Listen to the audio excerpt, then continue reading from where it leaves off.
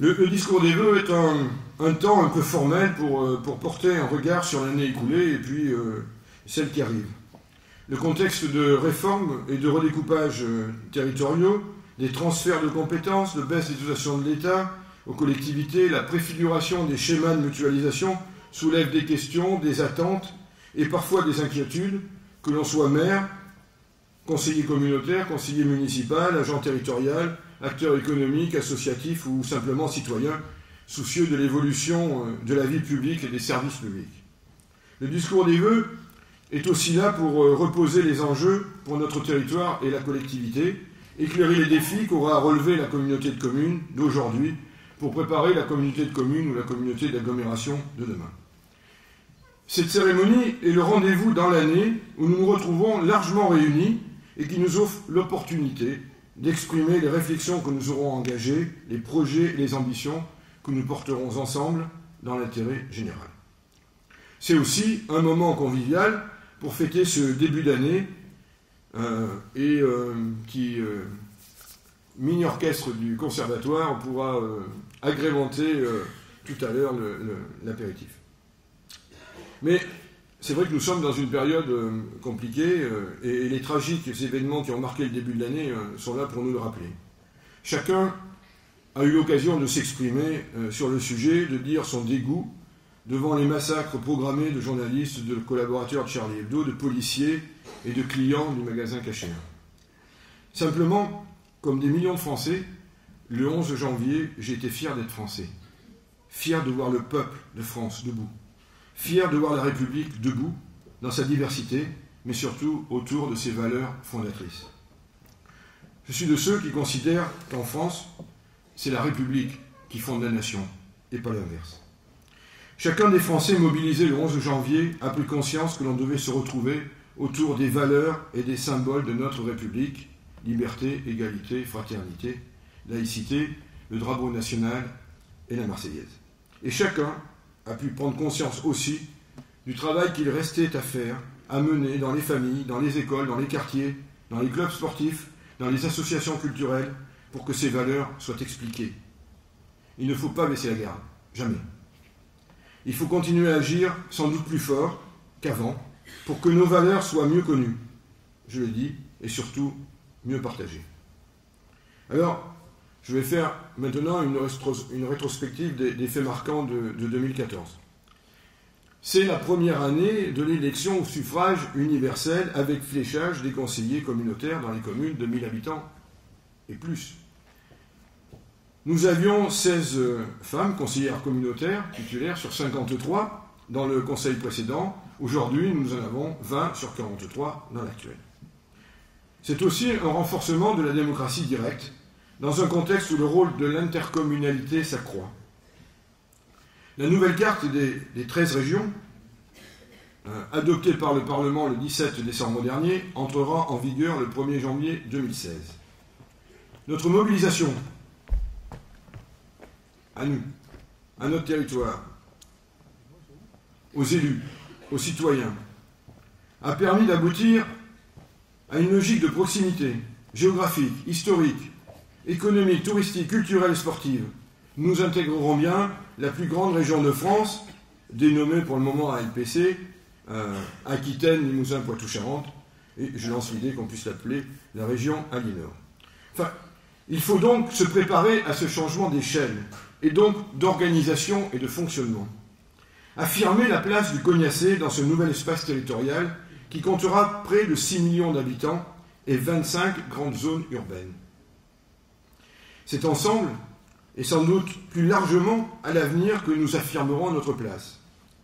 C'est ce que nous faisons quand nous rencontrons des responsables, on va dire, du grand territoire régional.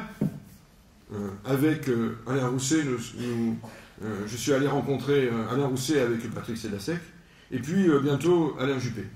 Je crois qu'on a besoin d'expliquer ce qu'est le territoire de Cognac, ce qu'est l'économie de Cognac, les richesses que sont les nôtres, d'un point de vue touristique, d'un point de vue économique, d'un point de vue d'attractivité du territoire. Et nous devons le faire d'une manière la plus large possible et sans clivage. Mesdames, Messieurs, nous avons voulu que Grand Cognac soit une communauté de communes, de projets, elle l'a toujours été, de services et de solidarité. Tout d'abord, une solidarité au service de l'éducation des enfants. La décision de coordonner, de supporter à l'échelle intercommunale les coûts liés à la réforme des rythmes scolaires est un acte fort de solidarité envers les communes. Une décision prise sous la précédente mandature, présidée par Robert Richard, que l'on peut saluer encore une fois pour sa clairvoyance. Il s'agit de la mise en commun des moyens matériels et des ressources humaines, diversité des nouvelles activités périscolaires proposées aux enfants, égalité de traitement, que l'on soit scolarisé dans une petite ou une grande école, dans une ville ou à la campagne. Tous les territoires en France n'ont pas pu faire ce choix. C'est une chance d'avoir pu mener à bien cette prise de compétence dans un climat d'écoute et de dialogue avec l'éducation nationale, les communes, les enseignants et les parents d'élèves. 32 écoles et 2770 enfants concernés sur le territoire de Grand Cognac. L'écueil aurait été de cantonner ce temps libéré à un temps de garderie. Au contraire, activité de jeu et de détente, de découverte, qui éveille la curiosité et favorise l'épanouissement, la sociabilité et le vivre ensemble. On peut dire que c'est un bon déroulement, voire un très bon déroulement, de cette première année 2014 à un nouveau rythme, 4 jours et demi par semaine. Tous les enfants auront la possibilité au cours de l'année de pratiquer et de découvrir des activités physiques, artistiques, culturelles, musicales, le jardinage, l'environnement. Il y a même de la cuisine, de l'ébénisterie et du scrapbooking. Moi, si vous ne savez pas ce que c'est, vous demanderez, on pourra vous expliquer. Et j'en passe. Grâce aux passions et aux talents des nombreux intervenants dans les écoles. 212 intervenants. 212 intervenants ont été recrutés et la communauté de communes a dégagé un budget de plus de 800 000 €, matériel et fournitures inclus. Ce sont autant de dépenses en moins pour les communes. La gratuité des nouvelles activités périscolaires fait qu'elles sont accessibles à tous. À ce jour, nous avons 80% des enfants en maternelle et 93% des enfants en élémentaire qui participent à ces nappes. Cette mesure a bien évidemment un impact en termes d'emploi. Les contrats de quelques heures, certes, par semaine d'intervention dans les écoles constituent des compléments horaires et de revenus pour des personnels à temps partiel dans les écoles, pour des animateurs venant du monde associatif, sportif, mais aussi de l'entreprise. C'est aussi cela, la solidarité intercommunale. La solidarité intercommunale, c'est aussi faciliter l'accès à l'emploi, avec l'aide à l'insertion de celles et ceux que les accidents de la vie ont éloignés de l'emploi. Le chantier d'insertion de Grand Cognac a accueilli 14 personnes sous contrat en 2014.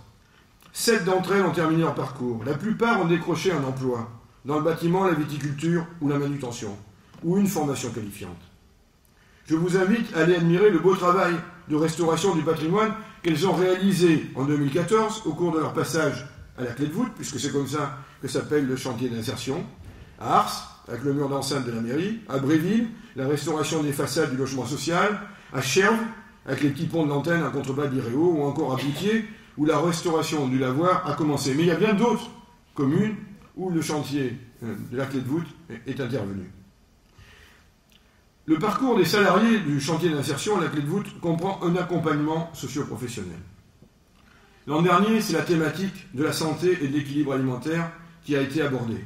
En 2015, ce sera plus particulièrement l'accès à la culture et aux loisirs. C'est donner les chances de décrocher un emploi. Mais c'est au préalable prendre soin de soi et s'ouvrir aux autres.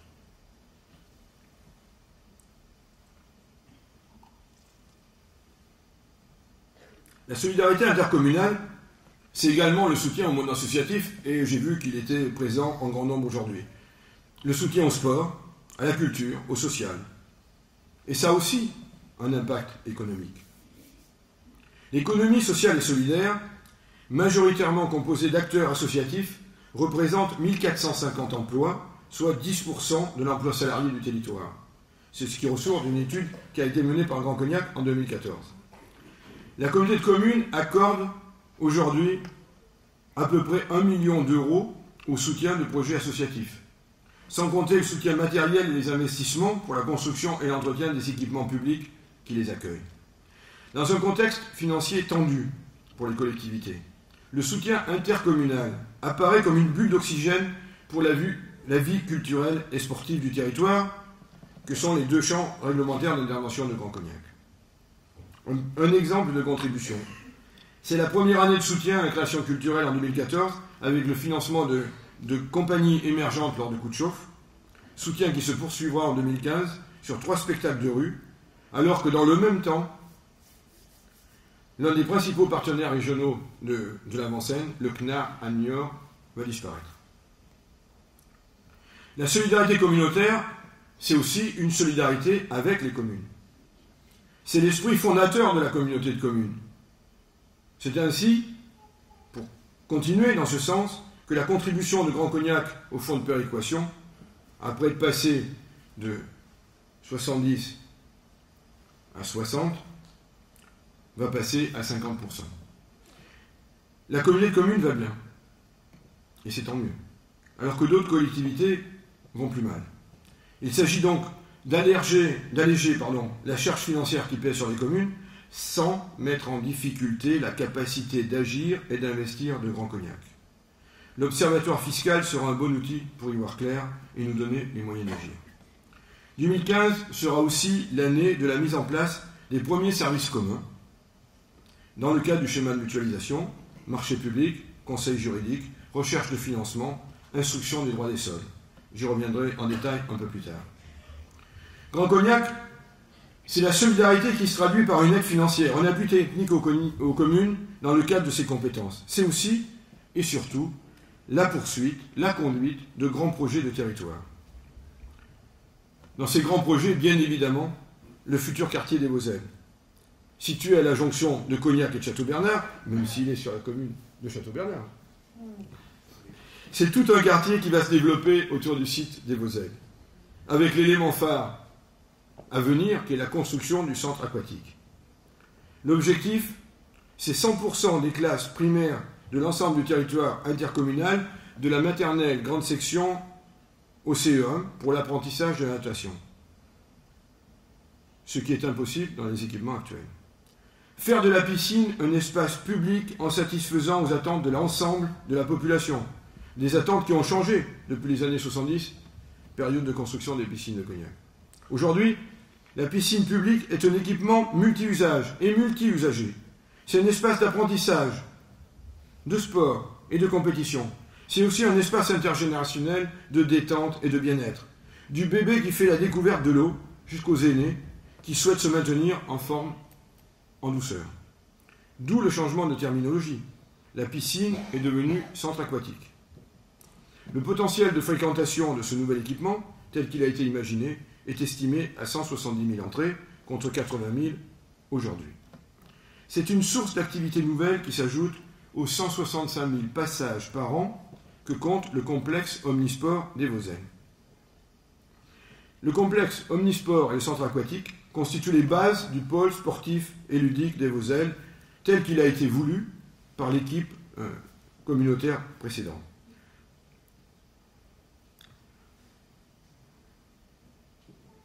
Le complexe omnisport et le centre aquatique, donc, du pôle sportif et ludique des Voselles, verra progressivement jour. L'initiative privée y aura sa place. 35 000 m² de réserve foncière. Le tout évoluant au sein d'un environnement conçu selon les principes du parc urbain. Habitants et visiteurs, employés des entreprises et des zones d'activité toutes proches, pourront venir se détendre et se promener dans les allées et les jardins paysagers aménagés sur le site et traversés de chemins piétonniers et de voies cyclables connectés aux autres voies douces de l'agglomération. C'est aussi le développement d'un quartier, en fait. Un nouvel espace de loisirs pour la population du territoire et au-delà.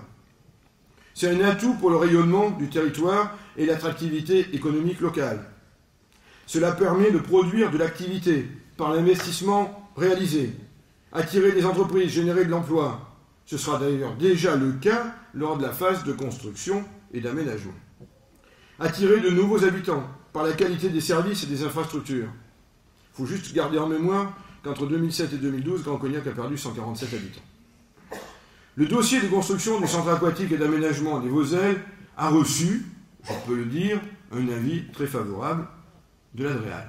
Et nous attendons avec beaucoup d'intérêt ce que va dire le ministère. Les premières informations que nous avons sont très encourageantes.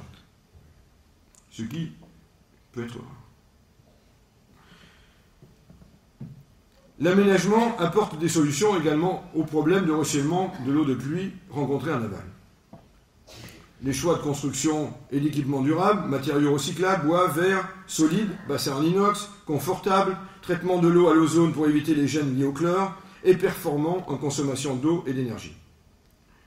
La construction d'un réseau de chaleur au bois pour chauffer le centre aquatique, le complexe omnisport, mais aussi les établissements publics proches, je pense au lycée Louis Delage, au collège Félix Gaillard, et également des zones habitables autour, eh bien, est également, d'un point de vue de développement durable, quelque chose d'essentiel.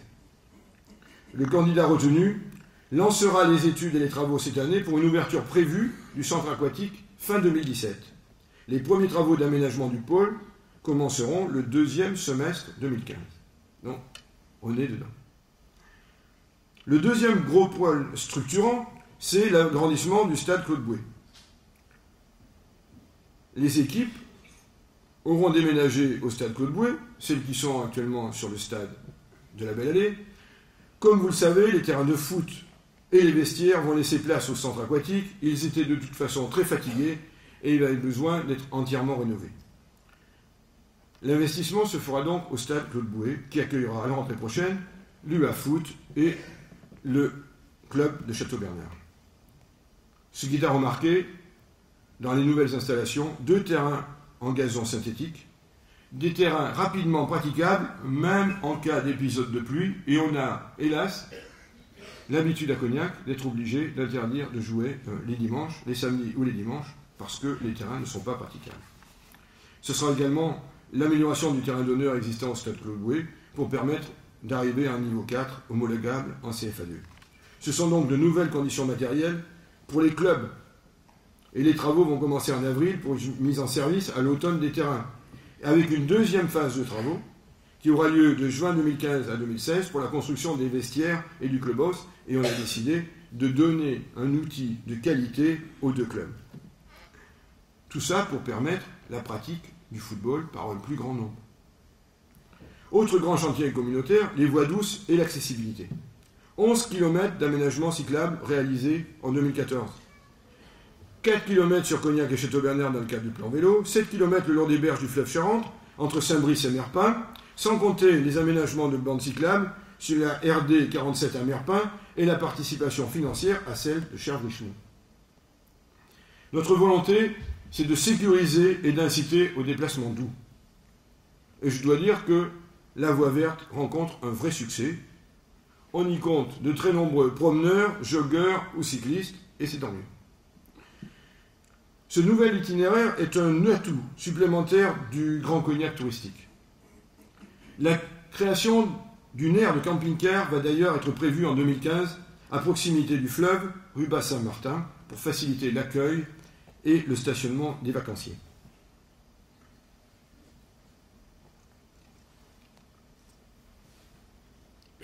La démarche de développement des voies douces va également s'enrichir des résultats de diagnostic lancés sur les sentiers de randonnée et des cheminements d'eau sur tout le territoire. C'est une source de développement qui guidera les flux de visiteurs des berges de la Charente vers nos communes. La mobilité, en ce qui la concerne, ne s'entend pas sans l'accessibilité. Accessibilité des espaces, accessibilité des bâtiments publics. Grâce aux efforts entrepris, la communauté de communes a atteint ce qui est considéré comme un bon niveau d'accessibilité aux personnes à mobilité réduite. Fin 2014, sur les 13 sites communautaires ciblés, le niveau d'accessibilité est passé de 25% à plus de 75% en moyenne, avec certaines installations qui sont à plus de 90%. Les efforts, bien évidemment, vont se poursuivre avec la mise en place d'un agenda d'accessibilité programmé. L'accessibilité et la mobilité, c'est aussi le transport, un des premiers services à la population de la communauté de communes. Dès sa création en 1994, la communauté de communes a pris la compétence transport, avec le réseau de bus Transcom. Ce service à la population n'a cessé d'évoluer et évolue encore au 1er février pour desservir les nouvelles zones urbaines en développement, Madelacour-Bellevue, Montplaisir, Stade-Colbouet. La place Gambetta, nœud de correspondance entre les 4 lignes de bus réguliers et le service de transport à la demande, a également fait l'objet d'un aménagement pour améliorer les flux de circulation entre voitures, piétons, bus, et pour adapter la voirie au handicap visuel et moteur. Ce pôle de correspondance multimodale à 2 pas du centre-ville s'enrichira prochainement d'un point d'information au public sur les services de bus intercommunaux et départementaux. J'ajoute que nous aurons rapidement des bornes pour les recharges des voitures électriques et des appuis VU. Une communauté de communes de services aux entreprises. Nous agissons dans le domaine du conseil et de l'aide aux entreprises. L'aide à l'installation, à la création, au développement des entreprises est évidemment une compétence historique de Grand Cognac. Grand Cognac dispose en effet d'un service d'accueil et de conseil aux entrepreneurs, au travers d'ailleurs d'un service Access. Face aux difficultés de recrutement sur des métiers du cognac, exigeant des qualifications spécifiques, la communauté de communes met en place et participe à des projets multipartenariaux avec l'État, les collectivités et le monde professionnel. En ce qui concerne le pôle des métiers du cognac, pour la formation aux métiers du cognac et du verre et la diversification des débouchés. Je tiens à saluer l'investissement de chacun dans ce beau projet. Les maisons de négoce, la chambre de métier qui est porteur, les financeurs publics, le bureau national, j'espère demain Veralia. En tout cas, on a là un projet structurant de territoire, un projet autour de la formation, qu'elle soit initiale ou continue. Par ailleurs, en 2015, la communauté de communes met en place une gestion prévisionnelle des emplois et des compétences de la filière cognac. Là aussi, c'est en partenariat avec les maisons de négoce, au travers du Bureau national interprofessionnel du cognac, avec les autres communautés de communes, que je salue pour leur investissement, avec l'État. Tout cela dans une logique de formation pour pouvoir répondre aux besoins, aux demandes des entreprises, et aussi en même temps permettre à des gens qui sont aujourd'hui hors du monde du travail de pouvoir ou y revenir ou y entrer. La communauté de communes, c'est une communauté de communes de services aussi en faveur du logement social. Le programme local de l'habitat va être prolongé. Il s'agit d'inciter les propriétaires non occupants à remettre sur le marché des logements anciens devenus vacants, de lutter contre les logements vides en centre-ville et dans les bourgs. Dans un contexte démographique de vieillissement de la population, le plan local d'habitat est aussi un moyen de faciliter le maintien à domicile des personnes âgées et handicapées en leur permettant de financer l'adaptation de leur logement. Il s'agit bien pour nous aussi de lutter contre le logement inadapté, insalubre et la précarité énergétique. Les dispositions du plan local d'habitat permettent d'aider les ménages modestes à se loger correctement, sans se ruiner, avec des factures énergétiques trop lourdes, en les conseillant dans le montage de dossiers de financement de travaux d'isolation.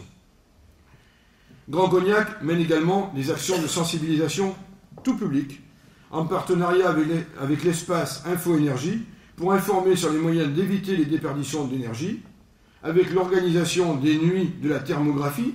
C'était à Ars l'an dernier, ce sera à Saint-Laurent-de-Cognac le 5 février prochain. Conseils et astuces dispensés également pendant la fête du développement durable. Nous serons à la 3e édition en 2015. La communauté de communes anime pour la première fois cet hiver le défi famille à énergie positive. Un défi ludique pour toute la famille. Le challenge, c'est faire baisser ses consommations d'énergie de 8%.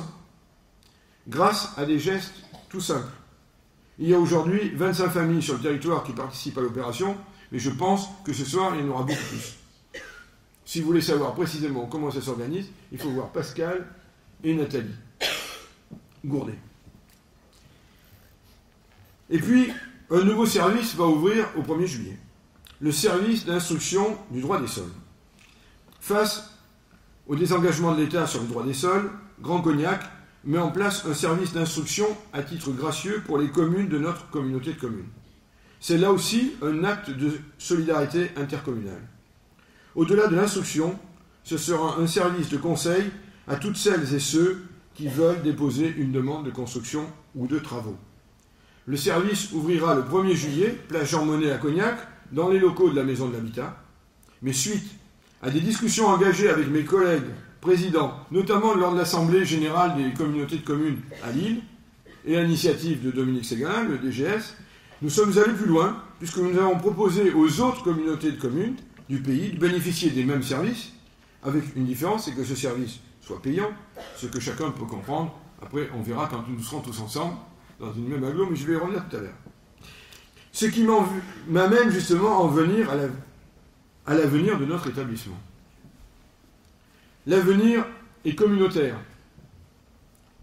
Au 2e trimestre 2016, déjà, aura lieu le déménagement de l'hôtel de communauté dans les locaux de l'ancien hôpital, qui sera alors réaménagé. Cela permettra un meilleur accueil du public, des espaces de parking et d'accueil pour faire face à l'augmentation des flux des visiteurs, de meilleures conditions de travail pour le personnel qui aujourd'hui se partage des bureaux de plus en plus saturés au gré des transferts de compétences et des services. Et puis, il y aura la nécessité de la construction d'un espace de réunion pour les conseils communautaires, mais là, il faut qu'on sache combien il y aura de conseillers communautaires pour imaginer le dimensionnement de l'espace. Le nouvel hôtel de communauté sera un lieu unique pour les services, le public et les élus, pour une meilleure lisibilité et plus de fluidité dans le fonctionnement quotidien de l'établissement. Mesdames, Messieurs, dans les mois qui viennent, nous aurons à réfléchir sur notre périmètre et nos compétences. Vous le savez, je suis favorable à une communauté d'agglomération, avec les communautés de communes qui voudront bien s'associer avec nous. Tout le monde en parle aujourd'hui, mais la loi va nous obliger à plus qu'en parler. Soit nous nous mettons d'accord, soit l'État nous contraindra ou contraindra des communautés de communes à se mettre d'accord, à s'associer entre elles. Autant que ce soit voulu, ce regroupement. Travailler, anticiper, plutôt que contraindre. Si nous voulons que notre choix porte plus loin, si nous voulons pouvoir parler d'égal à égal avec d'autres, ce passage est incontournable. C'est ensemble, que nous devrons imaginer demain dans le rapprochement des services et des territoires. Et je salue ici le travail de déminage et de promotion de fait et de l'intérêt communautaire par notre DGS en direction des autres communautés de communes. Je salue également le travail initié par Stéphanie Tonon, la directrice de l'Office de tourisme, pour aller vers un office de pôle, afin que dans la grande région, le tourisme autour du Cognac pèse plus fort.